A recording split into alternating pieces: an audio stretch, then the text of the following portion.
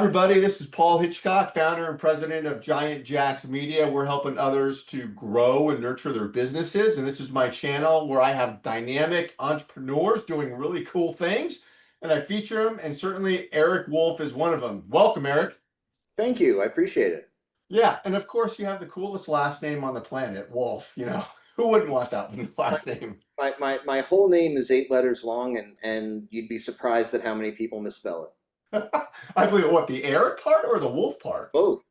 Both. Yeah. Well, I it's get, I Erik. get, I get, so it's ERIK, so I get ERIC, ERICK, ERICKH, and then with the wolf, it's just like the animal, but then I get the two F's and I get the E or the The two F's and E. the E.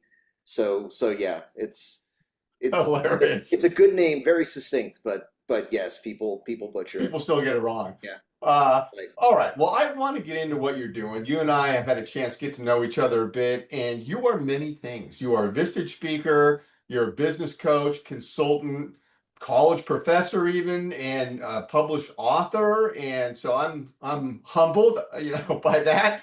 And let's start by a little bit about your background, Erik. How did you start in business? so I started in business when I decided I was a director of marketing at a toy company, Oh, and I loved it. I launched a global brand. It was awesome. And I'd been there for 5 years, and I said, I think it's time for me to move on.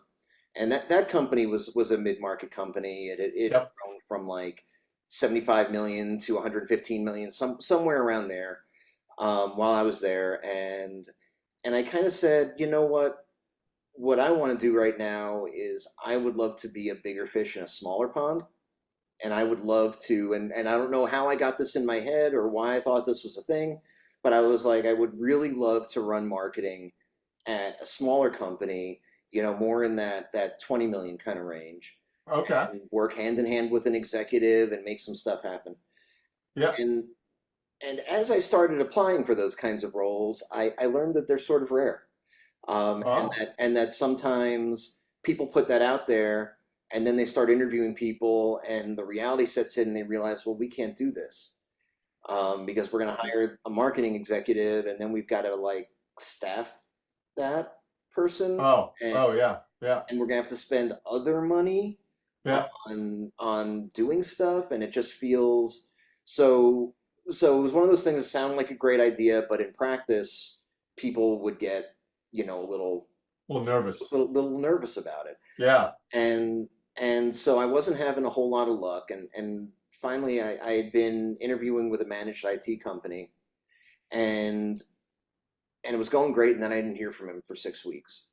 And Right. so I called him up one day, and I was, and just like out of the blue, I was like, hey, um, I I'm getting the impression that you're not going to hire me to run your new marketing department. What if I was your agency instead? And he was like, I'd love that idea. Oh, wow. And so very, very accidentally, I became a marketing agency owner, and then I did that for 18 years. What? Wait, so you pitched the guy on being the outsourced agency? Yeah. And because it neutralized the risk part, because it's like, hey, I know I have to spend money, Yeah. but now I get this person part-time. And of course, like, a fractional executive wasn't a thing in 2006. No. But he gets a chunk of my time, and as the agency, not only am I responsible for giving him my time and my energy and my attention, but I'm also expected to actually do the stuff. And and Right. so and so it was a much better deal for him. It was a smarter deal for him. It was a less risky deal for him. Yeah. Yeah. See, And the mindset seems totally different because if they hire somebody in-house, it just seems more solid, hard to let someone go. Where they just cut you loose at really almost any yeah, minute. So yeah. and Yeah. they don't have to pay. They don't have to pay for my vacation. They don't have to pay for my health insurance. Yeah. They don't even have to buy me a computer. It Yeah. it was one of those things where I just sort of saw this opportunity, and I went for it, and it turned out okay. How did you grow the business then? That was your first one, and then Oh, organically, or what happened? organically by referral and by networking. It took it was it was the kind of thing that was both at the time very smart and very stupid because because so cool thing, there weren't a lot of agencies that were doing good work for small and mid-sized businesses. Hmm. The agency world meant fancy offices and expensive suits Oh yeah. and big prices, and so there weren't a whole lot of people like me out there, which of course is a blessing and a curse. Yeah. And people openly told me, I think you're nuts, because companies like the companies that you're describing don't hire agencies. Hmm. And in a lot of ways, yeah, they were right. Yeah. Um, Yeah. I mean that trend did change over time, and I was at the front of that trend. Yeah. It was difficult. I had to explain something to a marketplace that wasn't used to buying people like me. No, I can see that. Yeah. And I think maybe that's a common thread woven throughout all entrepreneurs who start a business is you think to yourself, this is dumb and great at the same time, Yeah, as you start out. Yeah. And then it gets great and you just keep going. it's simultaneously the best and worst idea I've ever had. And that's how it was for a while. Yeah. But then we had the Great Recession, and lo and behold, I'm still there. Yep. And then really had this opportunity to get serious about growth and to make a real company out of it. And yeah, um, it was it was a cool ride. I love the story. And I got to ask you, so as I know you're working with those companies, the mid market, below around there. And what are the challenges you're seeing with marketing for them that they need you? Like you go in there, like they don't have anything going on, or they have crappy stuff going on, or like what is it? It's really, so there's kind of there's two parts of it.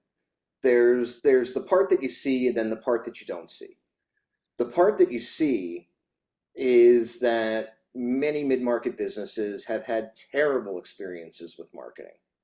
Like They what? What just oh well, we bought this SEO agency, we hired an SEO oh, agency, and man, that was what a waste that was. And then we oh yeah. redid the website, and you know what? We're not getting any more sales, and we do this, we spend good money after bad, and what it really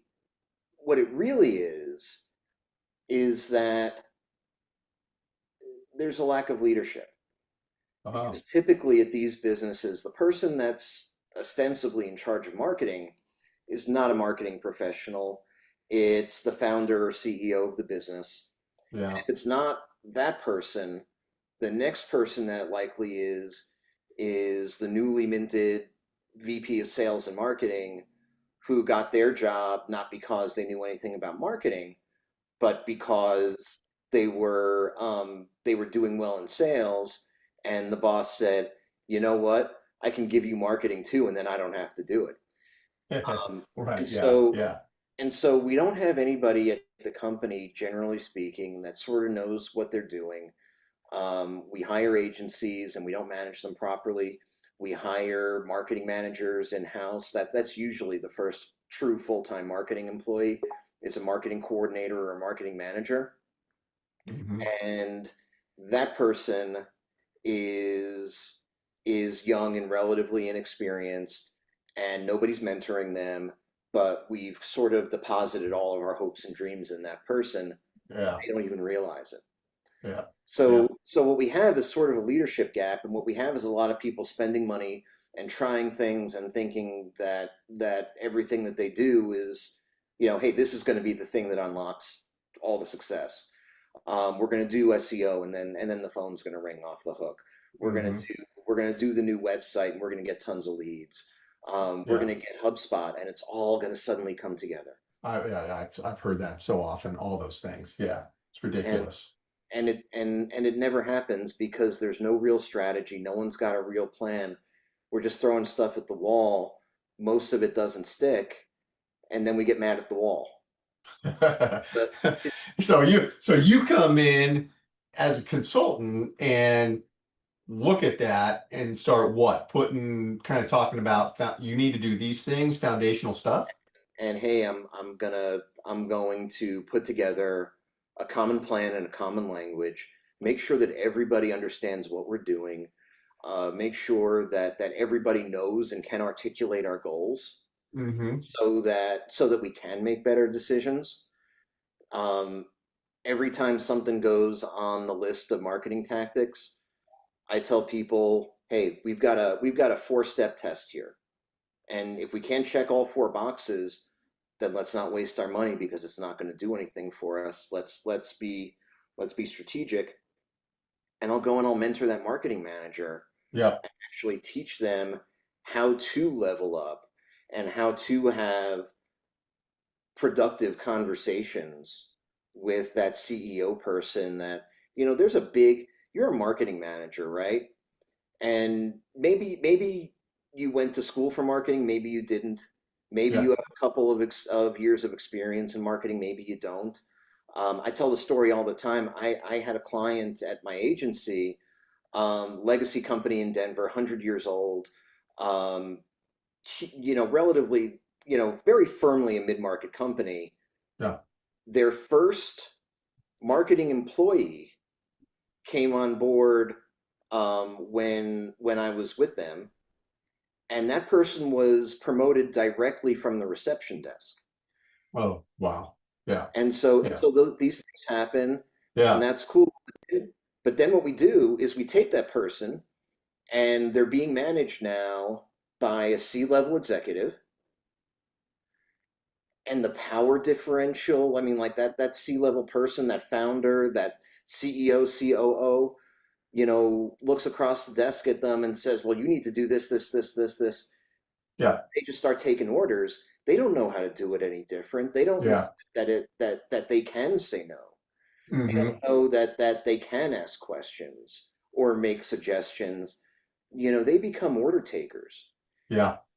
And so we've got to fix that relationship, because if you're going to have a very, lower person in the organization being managed directly by the CEO, there's got to be a productive working relationship there. Oh, Otherwise, for sure. Yeah. Otherwise, oh, bubblegum and toothpicks. Eric, when you're going in there, I'm just curious, what are some common um, tools or channels that you think every business needs to be doing for marketing it, or sales? here's the easiest one, and it's also the easiest way to up level that lower to mid level marketing manager. We do market research. We know the industry, we know our business, but we know it from our perspective. And a lot of us aren't asking the question of what does our customer really want. And so we put together an interview program, and we have this marketing manager actually interview the clients and ask those questions. Hey, what did prompt you to look for a company like ours? Why did you hire us? Would you make the same decision again? What were the things that helped seal the deal for you in the sales process? What were the things that were off-putting? Um, uh, how do you go about making decisions at your company, and what's your role in that process? And a lot of companies haven't asked those questions before. Hmm. So in doing that, we can do a number of things at once, and it's a relatively low lift kind of project. It's not the sort of thing that's going to monopolize somebody's life. Yeah. What you get out of it is, after 6, 7, maybe 9 interviews, what you're going to get is is a really firm grip on what's most important to your customers, and they are going to start saying the same things. Like there are going to be patterns there, even Yeah. Oh, yeah. Yeah. less than 10 people that you talk to. So we're going to get that. What that's going to do is it's going to let us learn how they talk about us and give us the ability to start talking to them in their language instead of ours. And so our Do message, you mean you then would create marketing content and messaging around oh, what you get from current clients? Is oh that what yeah, you mean? we would absolutely start editing the brand voice and the brand style to be more reflective of what our customers say that they want. Um, Where does that show up? Website, email campaigns, I mean, everything, sales campaigns, I mean, everything. Yeah, everything. Yeah. Yeah. 100%. Yeah, because what's the point? What's the point of writing marketing content if it's for us and not for marketing isn't for us. It's actually for our customers. Uh, Yeah. it's basically the tool that we have as a company to make it easier for them to buy from us. Yeah. And Yeah. so the more that we tailor the things that we're doing to what they want and need, the easier it's going to be for us to influence them. Because if we're already talking their language and they're here saying like, well, what I really need from my vendor is this, and we're putting it right on the front page of the website that's what we're going to provide for you. That's really meaningful, and that makes it we're just making it easier for people to buy from us. And Yeah. not only do we get the ability to do all of that, but then what we've done is we have taken that mid-level marketing manager that that is fighting for attention at that company, and we've made them an expert on something that nobody else in the company can claim. Very interesting. I've got to ask you this because I'm hearing a lot about it and I know what my own feelings are about it. The SEO is dead scenario because, Google's built Gemini into searches now, so they have these zero click, searches. With Gemini, popping up there first, you don't need to click on anything in a lot of cases. Then ChatGPT. So in your opinion, is traditional SEO on the website, dead now, or what do you think's going on there? I think that so number one, we're seeing and the trend with Google keeping more of its clicks started long before AI was common in our language.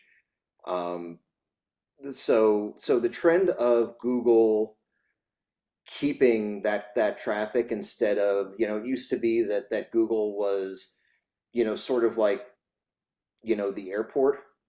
You go to Google so that you can get somewhere else. Yeah, Now yeah. Google is more like a cruise ship. And because I go there and I stay there and I get taken on the journey that Google wants me to take, as opposed to the one that maybe I thought that I was going to get when I signed Oh, up for search, yeah. or when I put my keywords in. But what we would consider right now, so we've got the AI box, we got all of our ads, we got the map, we got the Q&A, we've got like the business info boxes. Oh, yeah. When now when you search on Google, what your SEO guys would consider the number one SEO placement on the Google organic search is now like two-thirds down the page. Like we actually have to scroll to result number one for organic search Or for organic because of all the things you just because mentioned of at the all the top. other because of all the other stuff that Google has put in the way of what used to be the core product. Yeah, no, interesting. Still first page, but And now, down the page. yeah, and now Google also, while that's happening, Google also has its first real competitor in its entire history, really, which is AI, because people are using their chatbots as search engines. Yeah, like going to ChatGPT and asking it to do whatever you asking it You, instead of going to Google. you ask, I mean, if you go and ask a teenager or a college student where what they do to search, and they're probably, if they want information, where do you look? And the answer is usually either ChatGPT or YouTube. Yeah, yeah. Yeah. So the dynamic of internet search is changing, and so something else is going to have to change there, and I don't know exactly what it is, Well, but how does that I would impact say that we've got to oh, change how we look at what that search is giving us. great. Yeah, well said. How does it impact the pay-per-click market? If you're that whole thing, I mean, is that over? Oh, it forces. So, I mean, Google is still getting traffic. They're just not they're just not giving as much of it back. Because it used to be that you would search on something on Google so that you would end up on another website. That doesn't Yeah. happen at nearly as much anymore. It still happens, but it doesn't happen nearly as much. And so what happens is that businesses are forced into pay per click because it's the only way. Because the idea used to be people thought that when they were spending on search engine optimization for organic traffic, that really, oh, but this is going to get me business. And it wasn't always the case, and the line was fuzzier than a lot of people made it out Yep. to be. Yep. Yep. But now what people are realizing is that my organic search is basically just for awareness now. I shouldn't expect anything else from it. And so if what I really want is engagement, I have to spend on pay per click. Hmm. And so people in I believe that pay per click budgets are Or going up pay-per-click. and as people spend more, the way the markets work, you know, the pay per click gets more competitive and the keywords become more expensive and the traffic becomes more expensive. And yeah, I think I think that one of the byproducts of what Google has done to search is that it's forced people to spend more on advertising where in the past they really didn't want to. Yeah. Oh, wow. Yeah, because the traditional SEO expert uh says, hey, put a bunch of content on your website, we'll optimize your website with keywords, blah, blah, blah, and just put content up there, original content, bots love original content, Yeah. and we'll get you higher in search rankings. Like if you're a law firm, for example, and you're, estate planning law firm, will get you ranked higher. And so if I'm looking for an estate planning attorney in Denver, Colorado, um, I've got the top Google result, and that's going to be good for me. But now most people don't see the top Google result, that number one spot, because it's two-thirds down the page, and we have and if I'm going to get mentioned above, in that area at the top, it's because my content is referenced in Google's AI answer to a question, or I'm an answer to one of those Q&A things. Um, so yeah, it's not doing the same thing for me. It's more like it's more like getting name dropped in a news article than it is actually allowing me to develop relationships with people who are looking for content like mine.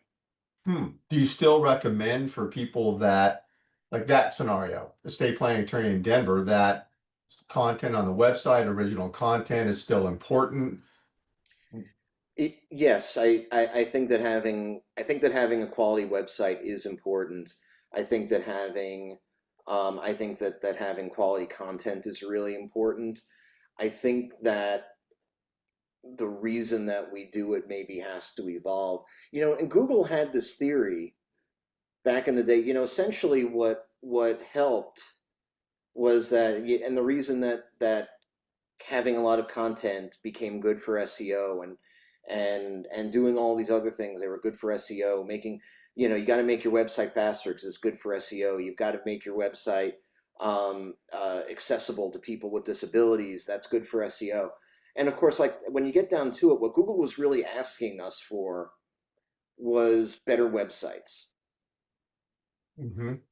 And Mm-hmm. and we still need good websites,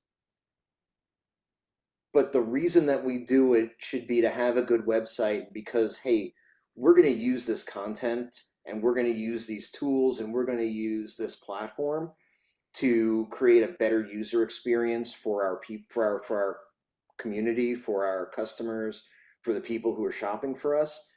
And whereas we were only willing to have a better website for the sake of impressing Google, what if we have a better website for the sake of impressing actual human beings?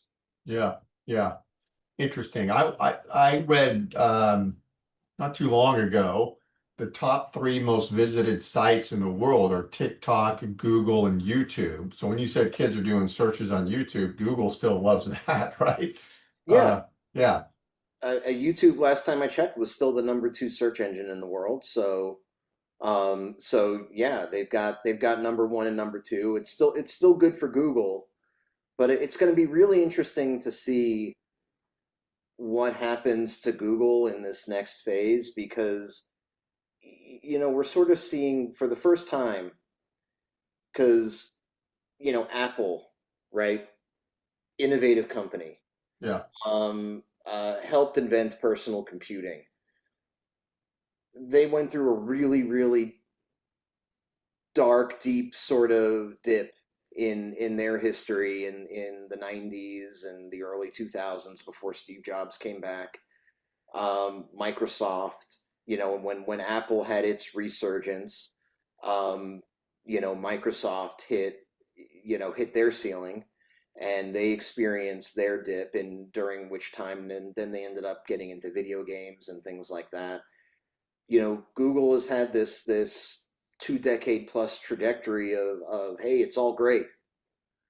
Um, what's it going to look like now when they're going to have to actually experience something that's difficult? It'll be interesting to see how Google emerges from this because this is a company that has not had to suffer any real adversity. mm-hmm. This is a company that's been printing its own money for decades now. Yeah, yeah, yeah. You mean they have no competition with search, really, Yeah, they at have all? owned the search market for you know since the days of Yahoo. Yeah, Nobody yeah. nobody has challenged them really until now. Yeah, it's fascinating. I could go down a rabbit hole with you on this stuff. I love it. And I don't want to tell people listening that you got to get connected to Erik wherever you're watching this. Go, we stream it everywhere. His information will be around it. Seeing your content, you got great content going on.